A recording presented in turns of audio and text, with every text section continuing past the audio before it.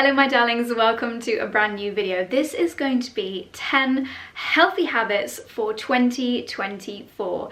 A few of these things that I have tried over the last year have truly changed my life. Over the last year, I've been really learning and absorbing so much information about health, wellness and nutrition, and I wanted to round up my top 10 favorites that I have personally tried and tested into one video so that hopefully you might like to try a few of these as we go into 2024. It was actually a year to this exact day when I guess I kind of had that light bulb moment. It was in fact a podcast that Charlie and I were listening to on a long road trip through the Cotswolds as we headed down to the Newt for our New Year's celebrations, and it was talking, I will leave the exact podcast linked down below, and it was talking about health and nutrition and how if you don't have your health, you really don't have anything. If you've ever been really ill and bedbound, or if you've had a more serious illness, you'll know that if you don't feel healthy, if you don't feel good, then it is really so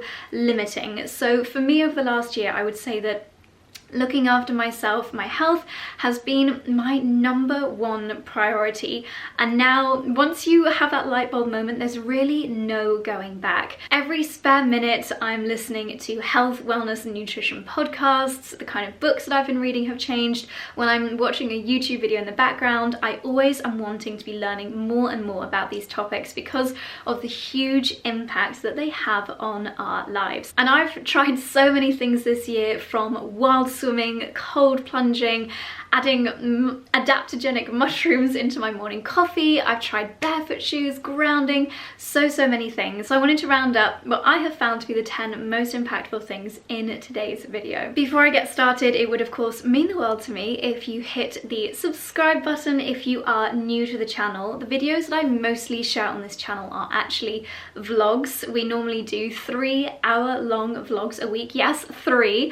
And you can see how I implement a lot of these into my daily life as well as life here in the Cotswolds. And do stick around to the end of the video where I'm going to be sharing a few bonus wellness tips and the one topic that I personally really want to learn a whole lot more about in 2024. So of course, if you're watching the vlogs, you will share that journey with me. Also, before I get started, I want to say that most of the tips that I'm going to be sharing in today's video are actually free to implement, and there are so many free resources out there.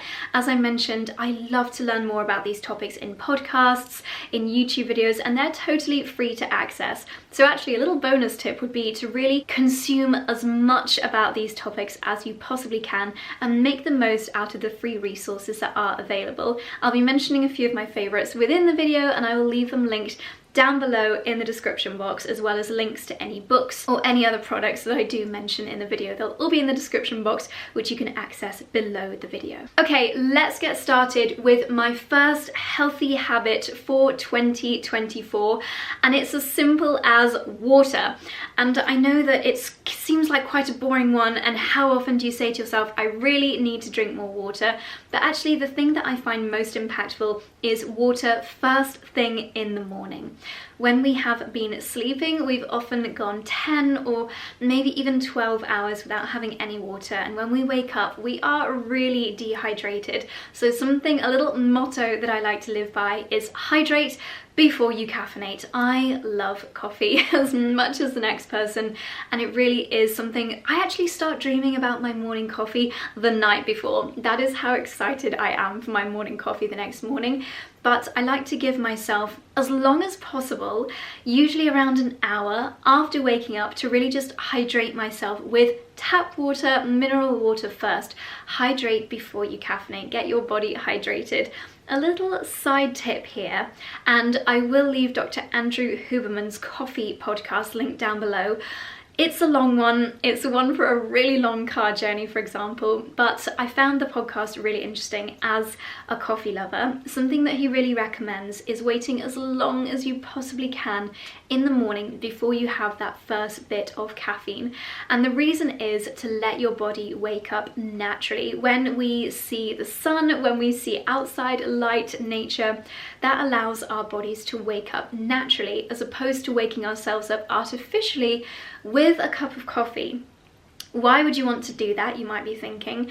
And one of the main reasons is because if we wake our bodies up naturally, we'll have better energy levels throughout the day. Because if you give yourself an artificial energy boost with coffee, when that caffeine starts to wear off, you're going to crash. And because you didn't wake yourself up naturally, your energy levels are going to be so much lower. But anyway, I've already digressed talking about coffee, but yeah, I will leave that coffee podcast link down below. It's absolutely fascinating. But tip number 1, hydrate before you caffeinate in the mornings, and just try to leave it that little bit longer before you have your first sip of pure gold coffee in the mornings. Tip number 2, and this is one that is a really, really big one for me. It is something that I think is so important, and I think it's really important that we're all aware of, and it is cutting out ultra-processed food. Now, I've been speaking so much about this in my longer form vlogs. I know a lot of you might be thinking, oh my gosh, here she goes again, but wow, I think ever since reading Chris von Tulleken's Ultra-Processed People, my mind has been blown. If you enjoy podcasts, I would so highly recommend listening to Stephen Bartlett's podcast with Chris von Tulleken. Although slightly ironic that he then talks about Huel in the same podcast, but we won't go into that because but to give an overview, ultra-processed food is defined as food that contains at least one ingredient that you wouldn't find in a typical kitchen. So it might be something like xanthan gum, and it's typically wrapped in plastic. With this topic, I would really highly recommend listening to advice from the experts, but what I have learned is that by cutting out ultra-processed foods, you're cutting out ingredients which have been so highly linked to diseases, to heart problems, to mental health problems, and we are consuming so many more ultra-processed food now than our parents' generation, and especially our great-grandparents' generation. We consume a diet that is so made up of these artificially created ingredients, and our body simply doesn't know what to do with them. There have been huge increases in mental health issues and even cancers, and these have been so closely linked to the increase in the consumption of ultra-processed food. Now, I'm actually gonna stop here because I'm not a qualified nutritionist, I'm not a scientist, I'm just someone who has been consuming a lot of information about this topic, and I have hugely changed how I personally eat because of this. Now, this doesn't mean cutting out all of the enjoyable things in life. During one of my Vlogmas vlogs, I gave an example about 2 different ice creams.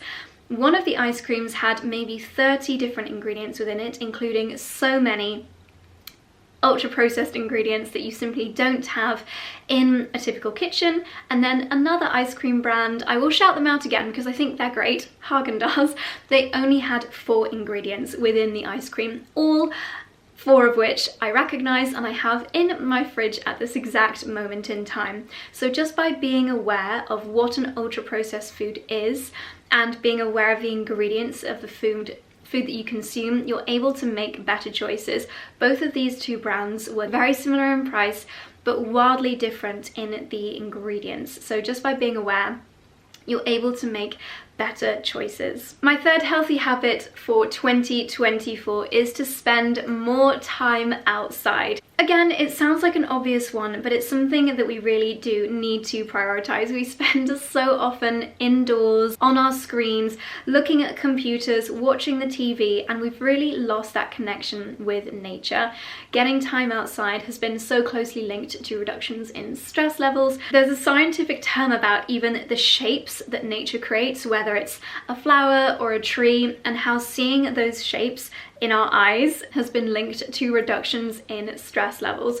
For me, I find gardening, physically getting my hands dirty, touching the soil, instantly makes me feel so much less stressed. Making time for a brisk walk outside, and if you can, leave your phone at home, so fantastic for our social skills as well. And also trying to make time to physically touch nature. One of the slightly more wacky wellness habits that I got into in 2023 is grounding. It's been shown that there are huge benefits to actually touching nature. And think about it, when was the last time that you actually touched nature? Not just going outside for a walk, because I bet you're wearing shoes for your walk. Maybe you're on concrete, maybe you're in your home. When did you last actually touch something that came from the earth? And I'm not suggesting we all go out and do tree hugging, although I do think that is great and it really brings down your stress levels. But when I take my dogs out for their morning ablutions, I like to just take my shoes off and ground myself, feel my feet on the earth, and that has been shown to really reduce our stress levels, which is of course fantastic for our levels of inflammation and our overall health. My fourth healthy habit for 2024 is to do with exercise and movement. And moving forward, I really want to ensure that I'm doing something every single day, and it doesn't need to be a huge amount of time, but it's getting into the habit of doing it every day, which is really, really important. I've signed up to my Pilates teacher Chloe's online Pilates. She has actually given a free month's access to you guys, so I'm going to leave that linked down below. The classes can be as little as 10 minutes up to an hour, but it's getting into the habit of giving yourself that time to focus on movement every single day. That is something that I want to make sure I do Monday through to Sunday, every day in 2024. I've also been listening to a lot of podcasts recently about the long-term benefits. I'm talking benefits into our 70s, our 80s and our 90s when we practice weight and resistance training. If you want to still be able to climb a set of stairs in your 90s, that's something that you need to start thinking about and preparing for in your 20s and your 30s. By doing weights and resistance-based exercise, it's been shown to improve our bone density and our muscle mass, which we lose as we age. Personally, I want to be able to run around when I'm in my 80s and 90s, still do my gardening to the best of my abilities. So as well as doing a little bit of movement every single day, whether it's a little Pilates class or a personal training session, I'm also going to be mixing it up a lot more in 2024, adding in more weights and resistance-based exercise, as well as those slightly more slow workouts like the yoga and Pilates. The fifth healthy habit for 2024, I want to eat a lot more of a variety of plants. Now this can be fruit, veg, nuts, seeds, and even spices. Now anyone that is a fan of Tim Spector, you'll know that he recommends eating a variety of 30 different plants in a week. That sounds like a lot, but actually with your morning yogurt you can pop on a couple of different berries and a seed mixture, and straight away you could have around 10 different varieties there. The reason that variety is so important is because each different plant feeds our gut microbiome with different ingredients which it absolutely loves in order to thrive.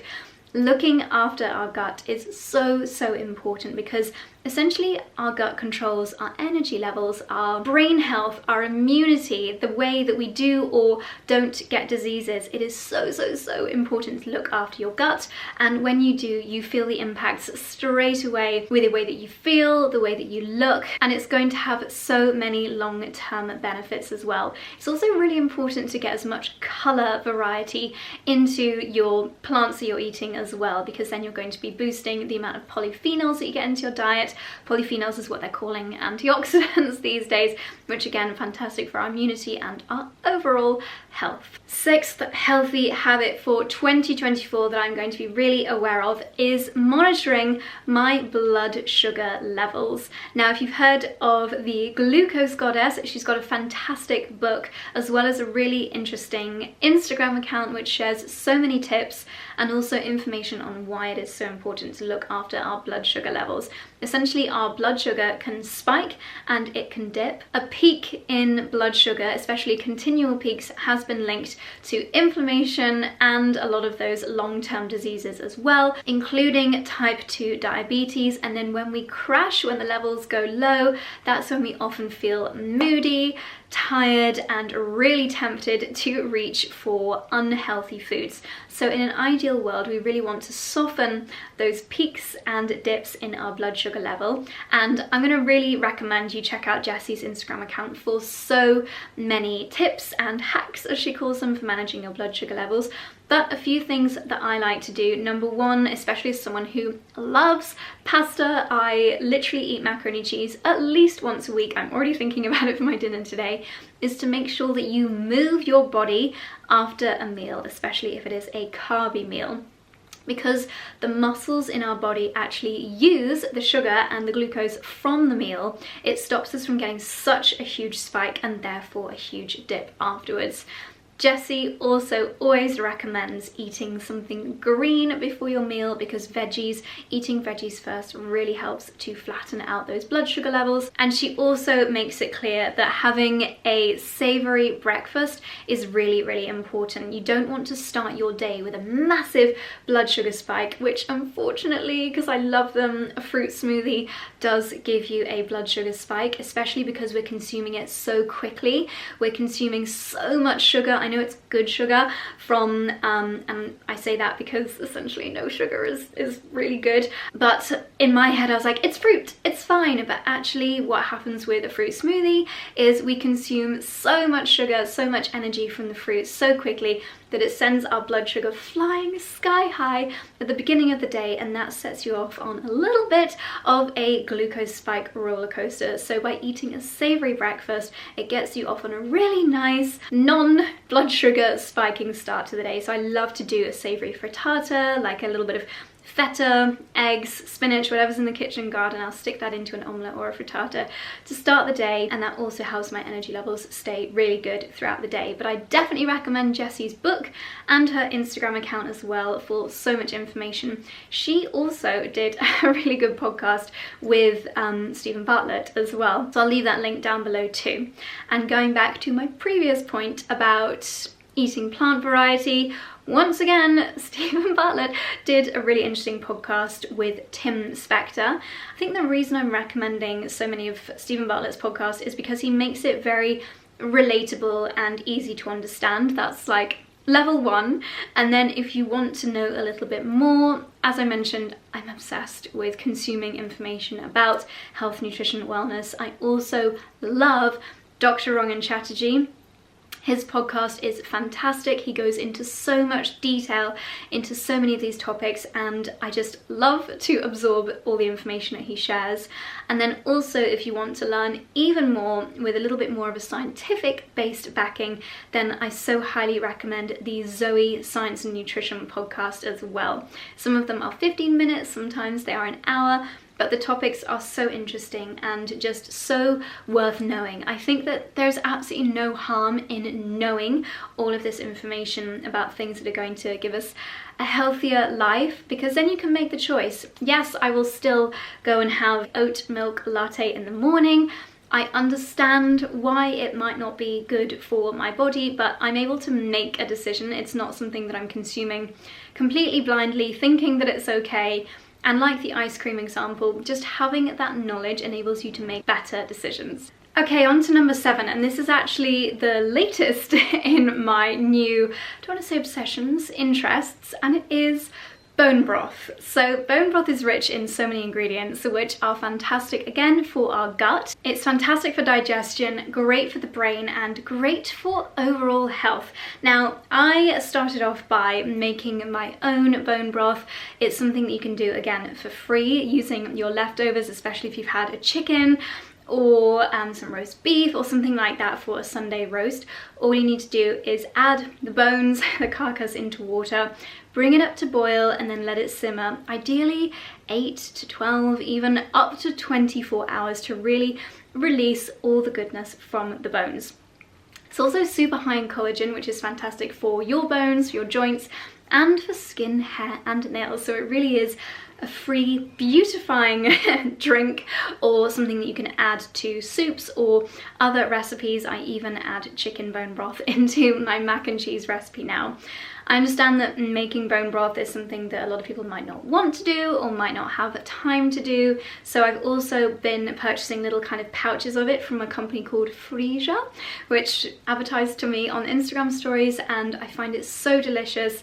Sometimes when I just want a really quick and healthy lunch, I'll have some bone broth, I'll stick in some spelt noodles and maybe whatever veg I've got lying around. It could be a couple of frozen peas, a little bit of leek, a broccoli head, whatever's lying around in the fridge. I also have been loving making veggie broths, not quite the same benefits, but you could add in a spoonful of the powdered bone broth that Freesia, however you pronounce it, also make. And I have got an entire blog post on how to make a delicious veggie broth, so I will leave that linked down below as well. My 8th tip is one which arguably could be a little bit more controversial.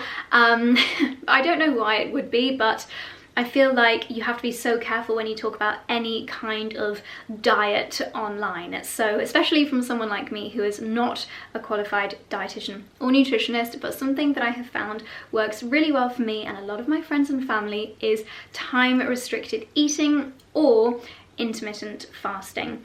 I cannot stick to a diet. If I have actually never in my entire life been able to do any kind of diet, not that I have wanted to. Restriction is just not something that I am able to stick to. But one thing I can do is increase the time that I don't eat from my evening meal until my breakfast the following morning. The longer you can give yourself between your evening meal, and yes, this does mean no evening snacks, and the first thing that you consume the following morning, including a milky coffee or a little breakfast bite, the better, because that gives your gut time to reset, time to repair itself. If you give your body around 12 to 14 hours to reset, just like our skin does its best work at night, which is why we apply our retinols and our lovely creams at night, because our skin is doing the hard work.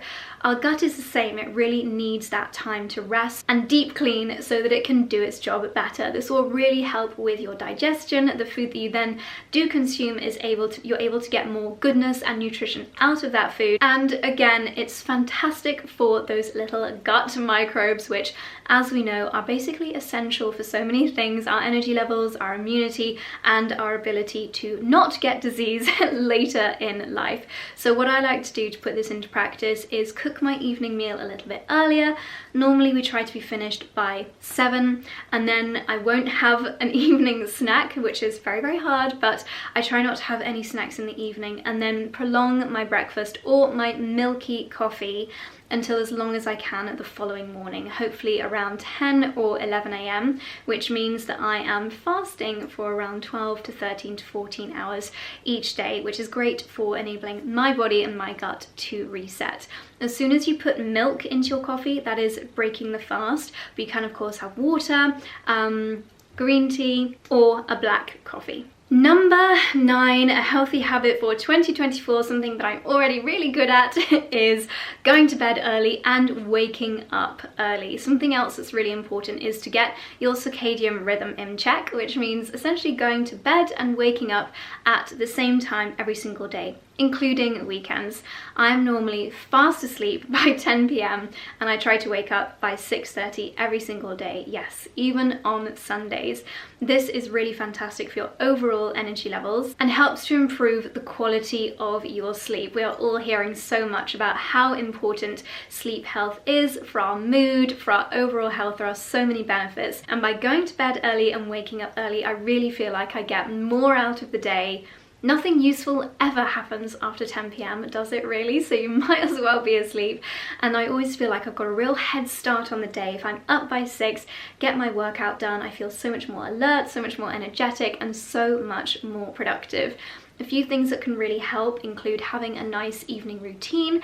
That might be a calming cup of tea, it might be a lovely bath, of course trying not to be on your phone or on a screen of any kind an hour before bed. That can really help improve your sleep quality.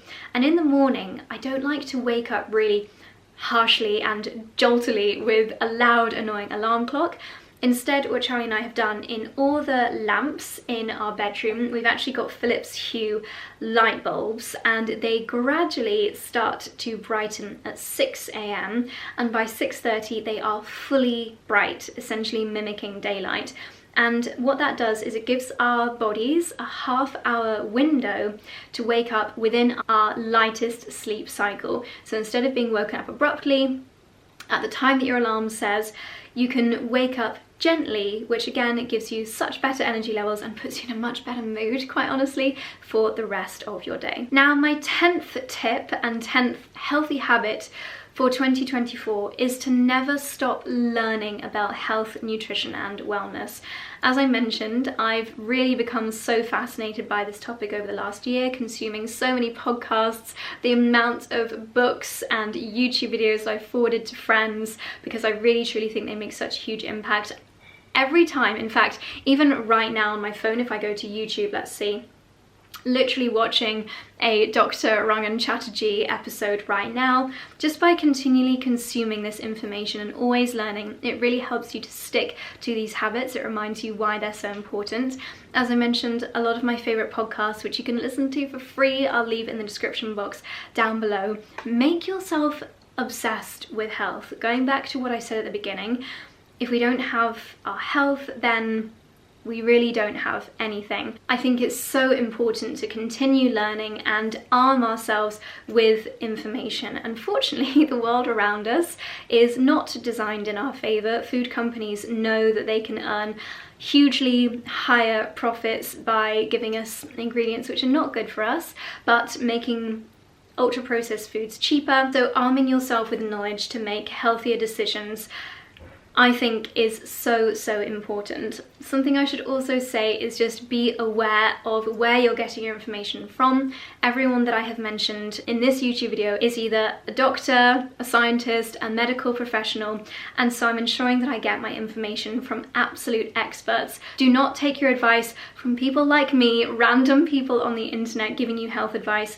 even people with the word nutritionist in their Instagram profile. I've seen even just this morning, I saw someone on Instagram who I follow who is a nutritionist recommending hair burst gummies.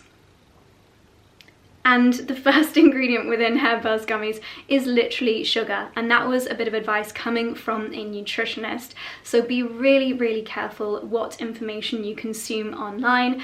Make sure it's coming from credible sources, but don't stop learning. That would be a huge tip for having a healthier 2024.